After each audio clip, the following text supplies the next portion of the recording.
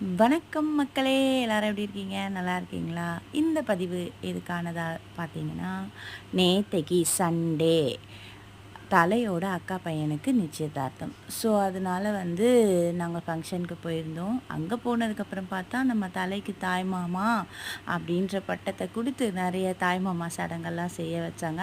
ரொம்ப ஹேப்பியா இருந்தது. ரொம்ப பெருமையாவும் இருந்தது. நான் வந்து இவங்க என்னோட பெரிய நாத்தனார் தான்.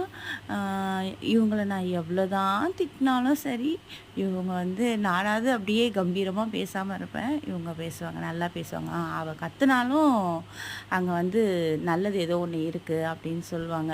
ரொம்ப சாஃப்ட் கார்னர் தான். சம்டைம்ஸ் வந்து எனக்கு செம கோவம் வரும் அவங்க பண்றது.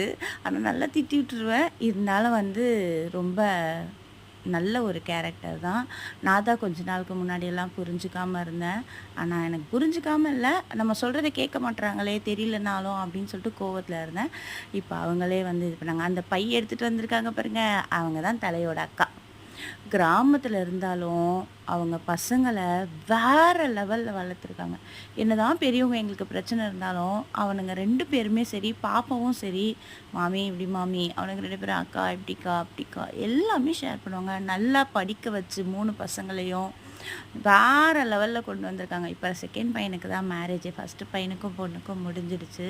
2 பேருக்கும் பசங்க இருக்காங்க. இப்போ 2ண்ட் பையனுக்கு தான் மேரேஜ். மேரேஜ் என்னைக்குன்றத கூடிய விரைவில் சொல்கிறேன். முடிந்தால் மேரேஜில் அனைவரும் வீடியோவாக சந்திப்போம். Okay friends, thank you. இதோ எங்க 2 மருமகளும் தங்க கட்டிகள் 2 மருமகளும். ரொம்ப ஹேப்பியா இருந்துச்சு இப்படி பார்க்கும் பொழுது. நீங்களும் சொல்லுங்க.